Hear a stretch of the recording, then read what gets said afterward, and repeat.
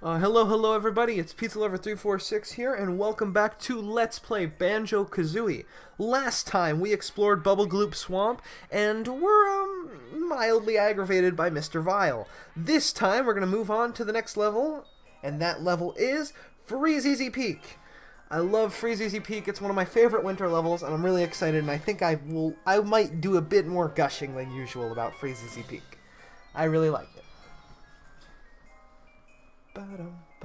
There's some jingle bells in the theme also, so that's always fun. But before we do any of that, we of course need to go get some unfinished business done from the last episode. We need to go do what Cheeto told us about, that blue eggs thing. So we're going to go figure that out right now. We're going to not re-enter Bubble Gloop Swamp because we've done everything we can for now. And of course, we don't need to transform back. We have the power of Mumbo Magic get weak. Oh man, it's good. Chomp, chomp, chomp. Mumbo Magic get weak. Yep. Magic run out. Okay, so this enemy always hits you in that animation. It's the worst. Over here, I believe there is another secret we should probably pick up. It's another Brentilda. My fat old sister's favorite sport is broomstick racing. Although she is dim, she attended St. Dungball's school. You won't believe that Gruntilda's party trick is eating a bucket of beans. It's a party trick right there. There's our 3 new tips from Brentilda. Oh, man. Alrighty. So we're going to move on to Freezeezy Peaks after we go do this Cheeto cheat. Alright, a little insight on the process here. I've been doing a recording session just in one day at the moment. So the first 2 episodes were done in one day. And because there were so many interruptions, I decided I wasn't going to try and do more. And so I took a break. And now today I've come back and I did the last 2 episodes, Clanker's Cavern and Bubble Gloop Swamp. And now we're going to do Freezeezy Peaks. And it's going to be icy fresh because it's nice and cold in Freezeezy Peaks. But my mouth's starting to hurt from all the talking.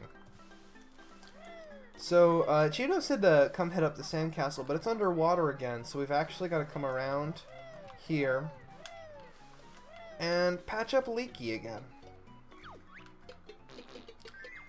There we go. Leaky patched up, now empty water for Bear. The nice thing is we get to see that whole music notes respawn thing because all of the notes we collected are here again. But also, we don't have to collect them, so that's pretty liberating. So he said to type in blue eggs on the floor of the sandcastle. I think it's worth a shot, but we've got to take care of Mr. No Fun over here. Alright. Blue eggs, huh? B. Oh, we got a ding. L. Where's U? U. E. No, we can use letters twice here in Cheeto Cheats. G. G, and then where's S? Blue eggs. 200 eggs are now yours. Now 200 is maximum too. That lousy cheat for extra eggs won't help Bear and chicken legs. It will. So he just doubled our maximum egg count. So we know now we can carry so many more blue eggs. And that is incredibly helpful. He also filled up our blue egg counter. So we have 200 eggs now. The max was 100, now it's 200. That's all we need to do in Treasure Trove Cove. Man, I'm feeling it in my jaw, man. I'm not gonna lie. Oh, I think this might be the last episode of the session. It's not at all the series. The series is going right to the end. This game's really fun to beat and a breeze for me to beat. But I think I might have to take a break from recording for today. Especially because the day I'm recording this, I do have a stream to do later. And, yeah. I don't know. we'll see. The stream won't be archived anywhere, but anyone who tunes in will know exactly when this was recorded, because they'll be like, oh hey, I was part of that stream. He talked about this.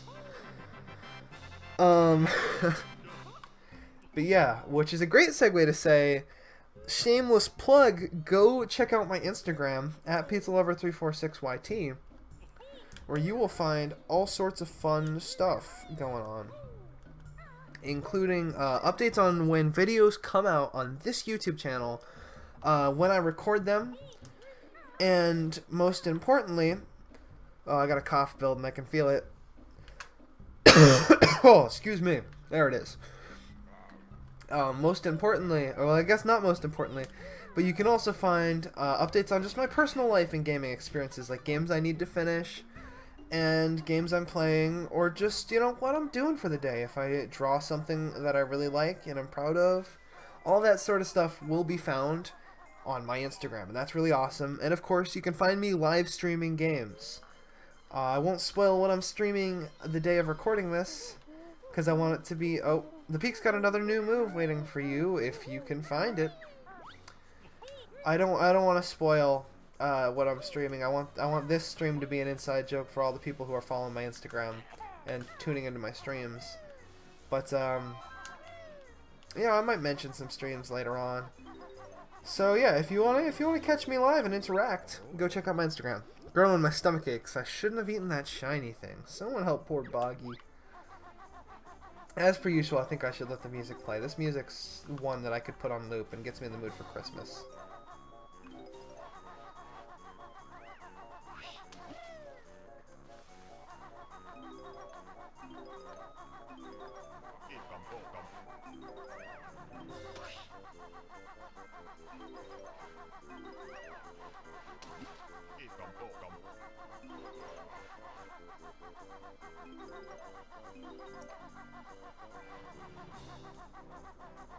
Alright, yeah, I love this. I love this music. It's very Christmassy. The jingle bells are on point.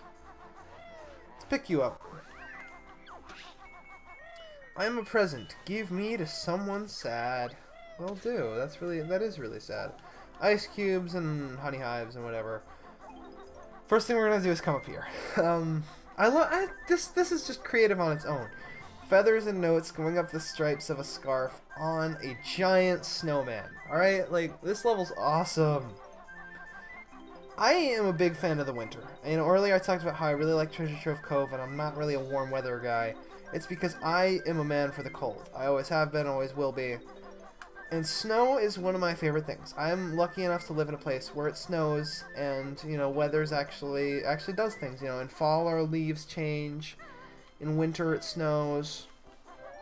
I live in a really awesome place where I can see all that and get that chance to enjoy that. And I'm really glad that I do, because that's just awesome, and it really gave me a love for snow, which makes this level even more near and dear to my heart.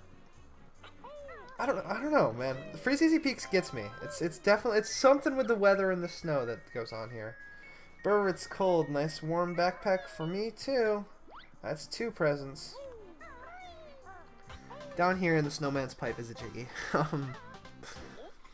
I also really like Christmas. It's one of my favorite holidays. Just because it takes place in my favorite season. Gifts are cool, and it's the whole spirit of bringing people together and making them happy. And making people happy makes me happy. So, you know, it's a good time. Atop the snowman's head.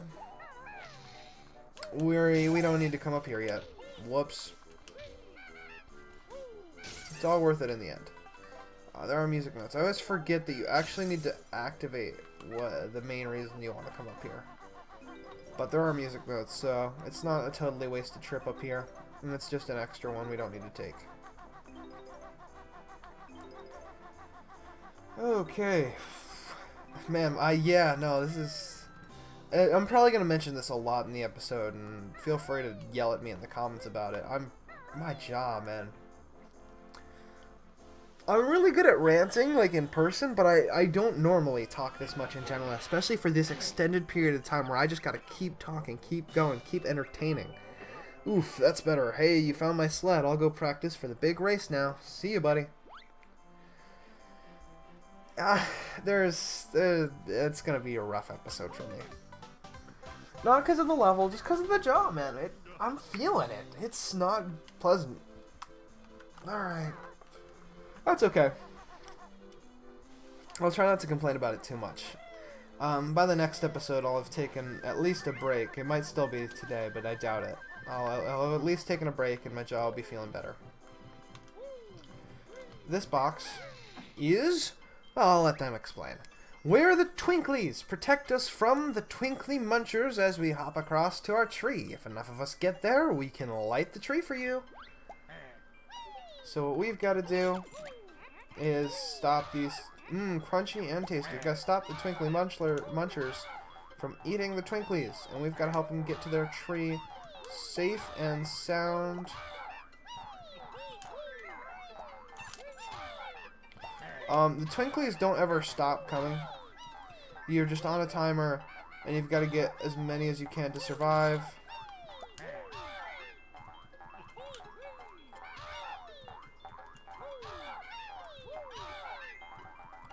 So, you know, yeah, you just run back and forth and murder the Twinkly Munchers. We can stop now, because there's already one more going. That's every single Twinkly on the tree. A new on switch has appeared.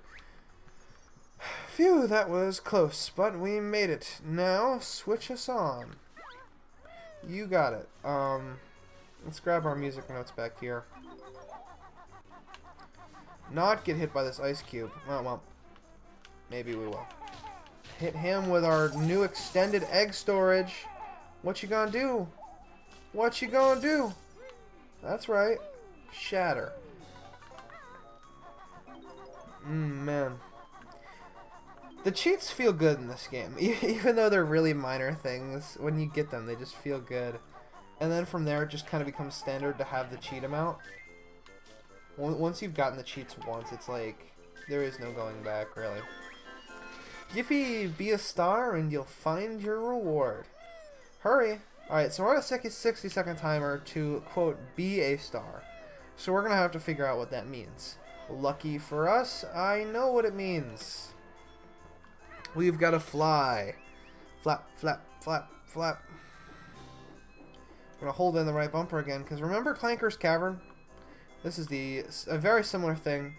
We've got to fly 3 consecutive times through a ring, except this one's star-shaped.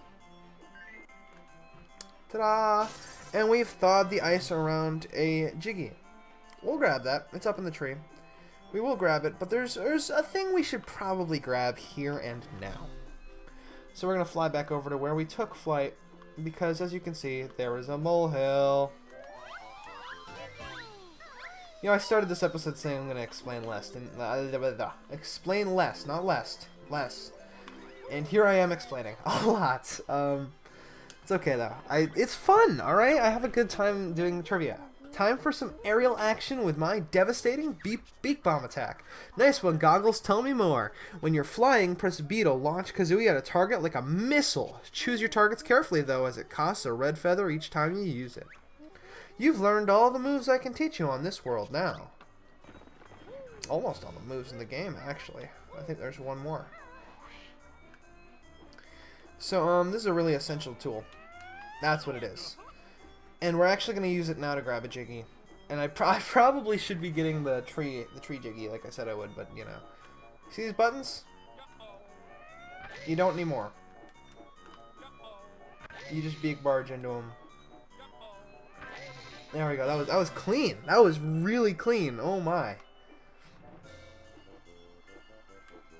We're gonna go back to the tree now, and we're gonna grab the tree Jiggy, and then we're gonna grab the Jiggy from hitting all the buttons. And then there's more flight in store, because what the elephant in the room I've been ignoring is that laughing and the snowballs being thrown. If you've been observant, you may have noticed that there are some big snowmen with top hats who aren't quite as big as the one we've been climbing. And they are named Sir Slushes. They are our culprits of throwing things at us. And that's not very cool. I don't like it when bad guys throw things at me. So we're going to have to take care of that. That'll be something to take care of. It's okay though. Well, we'll get there.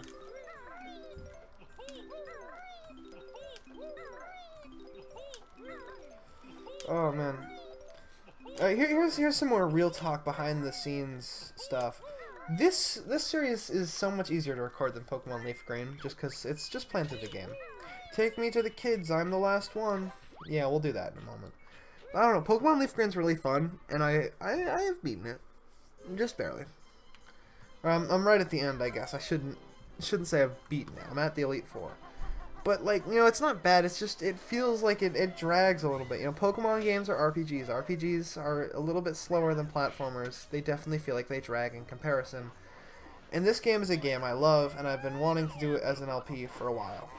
Okay. Back to our good friends, the Sir Slushes. Hit them in the hat, and they die. This is a little bit tricky. And, you know what, you might be thinking, hey, why would you do all that just to kill a slightly obnoxious enemy who you clearly can avoid? Like, you've done a pretty good job so far. They have a Jiggy. Yep. They are hiding Jiggy goodness from you, so you better go get them. So Jinjo back here, there is a green Jinjo back here, I thought so. Grab this empty honeycomb while we're here because we fell out of flight when we tried to beak bomb this guy. It's just a pain. It's not that bad dodging their snowballs. It's just obnoxious. So you know, we're actually gonna take care of the presence wishes while we're walking back to the flight pad, because the igloo up here we may have saw when we first entered the level is actually where the kids reside. Soggy, Groggy, and Moggy are Boggy's kids, and they're sad because they don't have presents. Wow, thank you, Brown Bear. Yippee, now we've all got presents. Here's something for you. Am I right there? Yeah, I am. Do, go. Yeah, so now they're all happy. We helped Groggy, Soggy, and Moggy. Boggy's got a picture of the kids and him. He's got a picture of the snowman, which isn't perfect. It's more like a painting of him, but I like it. He's got a picture of Banjo and Kazooie, too, which is very interesting. And a picture of himself. So that polar bear we helped earlier, Boggy, that is his kids, if you couldn't tell. We've now helped them out, which is great. We did a good service. We did a good thing for the community of Freezeezy Peaks. So, feel good about that. Here's that Jiggy between the snowman's legs from when we hit the buttons. How many Jiggies we got? 5? Okay, we're about halfway. I thought so. You always kind of get a feeling of, hey, how many Jiggies do I have? Right around middle or late level, you know? Somewhere between 5 and 7 is where I get that feeling of like, alright, are we getting there? And normally it's more on the side of 7, but I think it's because my jaw is angry with me. I am, Oh, are you serious? I'm very concerned with how much this is dragging on because, talking's getting a little rough. I'm not gonna lie. Ooh. Oh, yeah. It's because I don't normally do recording sessions. I'm like gradually trying to get more professional with what I do with my channel. Just kind of to develop it and get it better. Oh my god. Well, there's a flight pad over here at least. But just I try to improve my channel, and I'm trying to get more professional and keep things uploading at kind of regular times, you know? And that includes doing recording sessions so I have stuff to upload at those regular times. So, you know, I'm trying to get into doing that more, you know? Just kind of do a recording session instead of recording like one episode. And this is probably my first like real extended one, and it's showing, definitely. I can feel it, and I'm definitely talking about it. Hopefully, though, I can just kind of do recording sessions, and it'll be the norm. That's the hope, because as soon as that happens, I will be able to get so much more out as long as I'm uploading. And I won't have to worry about, well, I don't have a video to upload the one time I'm ready to upload, sort of deal, you know? So it'll help me get a surplus of episodes ready, and help it so I just need to worry about uploading. I don't need to worry about what I'm up to at the moment. Make my life easier and make more entertainment come out for you guys. It's really a win-win, regardless of whether or not you're me or the viewer. You are the viewer, but future me, who is rewatching this either for the Brentilda things or for whatchamahoo's editing reasons. I don't know if there will be editing that needs to be done on this episode, but if there is, future me, enjoy. I'm making your life easier right now. Your jaw hurts in the present, but when you're editing this, it will hurt less, and you'll be glad you did this recording session. Because editing's also not as bad when all the material's there. I'm not gonna lie. At first I kind of begrudgingly edited. I don't like editing things. Well, that was what I would have said a lot. But it's really grown on me, honestly. Editing's become one of those things that I don't mind doing, and it helps me pass the time, helps me get things done, helps me feel like I'm remaining efficient in getting stuff done for the channel. You know, because recording, you know, you feel like, hey, I'm doing stuff because you're recording, you're talking. I feel like I'm doing stuff for the channel now. The wait for when I upload, I'm like, oh, well then, I guess I'm not really doing anything for the channel at the moment. That's kind of bad. And then when I upload, I feel like I'm doing stuff. So that in between where I'm editing just makes me feel like I'm still efficient. That being said, I don't like editing a ton because it does get tedious sometimes. Up here, Yellow Jinjo and music notes. This episode's going to be the behind-the-scenes discussion, I guess, because I've talked a lot about the video making process. We're a walrus! Banjo gone, all fat, got big teeth, her. Mumbo's making fun of us. It's okay. So a lot like the crocodile, we're now immune to the icicle water, which was saying earlier, you know, is it too cold for you, Banjo? Well, it's not too cold for a walrus. Plenty of blubber to keep us warm. There's a few things we can do as the walrus, actually. First off, we can collect these notes, which I've done some crazy stuff to collect these notes. I have actually talon trotted through here and, like, not died, even though you lose health every time you touch it, like the piranha water. And I did that because I didn't have enough Mumbo tokens. Sometimes I have the right amount, sometimes I don't have enough, and I've started to get into a nice middle area where I have just a few extra. Up here's actually a thing we can do. So if you remember, Boggy said he was going to go practice for the sled races. Well, he's up here, and there's a sled. If we came here as Banjo, he would say, whoa, you're too fat. That sled's way too small. But here we are. Hey, Mr. Walrus, fancy a race? Hop on the sled if you do. We can race him. Great, now all you need to do is steer your sled through the red slalom gates and beat me to the end. Got it? 3, 2, 1, go! He rubber bands, so we're going to try to stay behind him for a while. Also, we're going to listen closely for him to go, whoa-hey, because that's the best. Oh, there's yelling happening outside. That's fun. Okay. Done. Whoa-hey! Whoa-hey!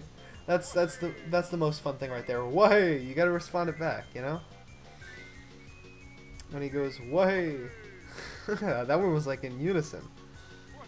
Whoa-hey! That's what I love about this race. It's not difficult if you exploit the rubber banding a little bit. He just kind of goes whoa-hey a lot. I'm gonna let him pass me again. Whoa-hey! Whoa-hey! Whoa-hey! Oh, I love it. He's so much fun. Boggy's a fun character. He's a bit sure of himself, but he's a fun character. Whoa-hey! Whoa-hey! Whoa-hey! Whoa-hey! Uh-oh. Whoa-hey! Whoa-hey! Can jump up here to just barely stay ahead of him. Whoa-hey! Oh, I love Boggy. He's great. Whew, you're too quick for me, Mr. Walrus. Here's your medal. I reckon I need to race someone my own size. Yeah. So, the race against him, obviously Banjo and Kazooie cannot use the sled, as I discussed. So, remember those speed shoes you get? Well, we need to get those to race him as Banjo and Kazooie. So this and Bubble Goop Swamp are the only instances of backtracking in Banjo Kazooie where you can't get a Jiggy until you get a later move. Found all 100 notes in this world. Just time to clean up the rest. Wow, another walrus. Take this, but watch out for a smelly brown bear and his ugly bird partner. This is Waza. To get in his cave, you need to do this, but the walrus does have a reason to go in his cave. It's a small one, though. You do need to go in here as Banjo and Kazooie, most importantly. But you can come visit Waza's cave in order to go down here. Oh, I'm sorry. I get to give a fun little history lesson when we come here as Banjo and Kazooie. If you're a Banjo and Kazooie fan, you know exactly what I'm going to talk about in this cave. It's very iconic. And I mean, like, even if you're not, I think it was featured in a Game Informer one time. If I remember correctly, there was, like, best secrets or something like that. I remember something about that, and it was referred to. It was really, really cool. But it'll be a fun history lesson we get to have. And it lets me ramble more. So yeah, I'll hate myself moments after the recording for making my jaw hurt more from all the talking. But, I mean, like, in the end, it'll be great because, yeah, it's a really cool secret. And I love it. And it's one of my favorite parts of this game. So we have both of the, empty honeycombs. We have the Jinjo Jiggy, and then the backtracking sled race. And the orange Jinjo, I know where he is. So we need to turn back into Banjo and Kazooie, hit that witch switch, and then go back to Waza's cave and have a brief history lesson after grabbing the final Jiggy. It sounds like a lot, but it'll go by really quickly. Which is kind of good, honestly. Like I said, this recording is probably the most annoying one for me just because of my jaw. I really like Freezeezy Peak though, and I think also part of why I like this level is the rich history I'm about to talk about when we re-enter Waza's cave. It's one of my favorite things to talk about, and it's a piece of scrapped like game mechanic, you know. It's one of those things that if you know the history of the game, it's like, oh yeah, that was supposed to happen, and if you don't, it's like, oh, that's cool. It's like scrapped from the game, but there's remnants of it. I guess things that are long gone and the history of cool stuff with like neat little tidbits and leftovers hidden around is one of my favorite things in general. Not just in gaming, but in general. You know, beta design elements and old just relics and runes and whatever else there may be. Some of my favorite stuff to think about are things lost to the past that need to be discovered. Really cool stuff. That's also why I get into this is a side realm, but I get really into those videos that are like the history of Disney parks and like their rides and stuff. I love that stuff. You know, Defunctland and Yesterworld, all that. That's awesome. I get really into that stuff. It's cool history. I'm interested in it. Or Did You Know Gaming's really cool. I really like watching Did You Know Gaming. Shoutouts to them. Not that they need it, especially not from me. They're super popular and super awesome. But Did You Know Gaming is a really cool channel, and I appreciate them. They're really cool. That sort of stuff is just really cool. Or the Gaming Historian. Oh man, Gaming Historian's awesome. I love that history stuff.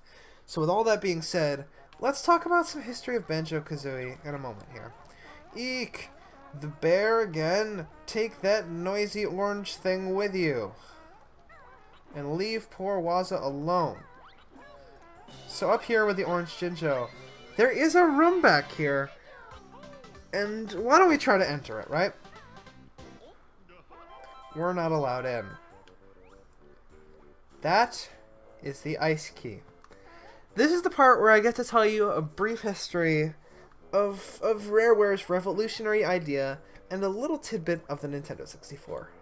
So, Rareware, when they developed this game, they already had plans for a sequel. They were very ready, and they decided that what they would do is they would hide 5 eggs and an ice key known as the stop and swap items in this game, so you could collect them and transfer them to other games. Now you may be asking yourself, this is 1998. How are you going to transfer up to other cartridges? Is there some sort of transfer device? Well, no, and that's where the items got their name, stop and swap. So with the Nintendo 64, as you may know, you're supposed to turn it off, pull out the cartridge, put in a new one when you want to change games, right? Well, Rareware found out that if you pull out the cartridge and put it back in within 10 seconds, it will not affect anything. There's a 10-second window where the game's data is still loaded onto the Nintendo 64. So Rare said, well, what we can do is you pull out Banjo Kazooie and you put in the sequel or another Rareware game within those 10 seconds, and you get the items transferred to your game. And that was really cool, and they got it to work. But what happened is it was extremely dangerous for your console. I have physical copies of Banjo Kazooie and Tooie, but I don't dare try it because getting the stop and swap items by legitimate means is very tricky, and even if you use the secret cheats to get them, it could completely and utterly destroy your N64 or the cartridges. So they said, well, that's a little dangerous, so we might not want to do this. And then also, right before Banjo Kazooie released, Nintendo released the revised model of the Nintendo 64, the Funko colors, I believe they're called. Or no, not Funko colors, but the fruit colors. You know, the clear ones, the blue one, the red one, the green one, the orange one. You know, they're all like transparent colored plastic. You could see all the components. That was like the cool 90s thing, you know? Everything needed transparent plastic, so you could see the components, but it still had color. These Nintendo 64s, their window was changed to 1 second. So you had 1 second to rip out the cartridge and slam in a new one and hope you put it in the right direction, or else you could damage something. What Rareware decided to do was to seal off access to all the stop and swap items. And they weren't used for the Nintendo 64 versions. In Banjo Tooie, they did add secret ways to get a few of the stop and swap items, so you could get cool secrets within the game. So you could still do the features, just not with actual stop and swap. Flash forward to like 2008, I think it is, so a good 10 years later. Microsoft has bought out Rare, and the Xbox 360 re-releases have happened. Stop and swap is now a legitimate option. You don't need to do any secret unlocking. Everything's open for you to enter, and you can collect all the stop and swap items. And if you have all 3 Banjo games, because as much as I don't think Nuts and Bolts is a good Banjo game, it's still a Banjo game. So if you had Kazooie, Tooie, and Nuts and Bolts on your 360... you would be allowed to use those items and transfer them up to the next game. So you would have them in Tooie, and you could use them in Nuts and Bolts. It's bringing the stop and swap full circle. This is one of my favorite pieces of gaming history. I love stop and swap, and I love it. And this is just really cool, too, that they left it in so you can see the ice key. It is right there taunting you. It is right there for you to look at and wish you could grab, but you cannot. That is my history lesson on Stop and Swap in Banjo Kazooie. If you want more detailed stuff, it's everywhere. It's really, really common to talk about when you talk about the history of Banjo Kazooie, as well as the beta build of Project Dream.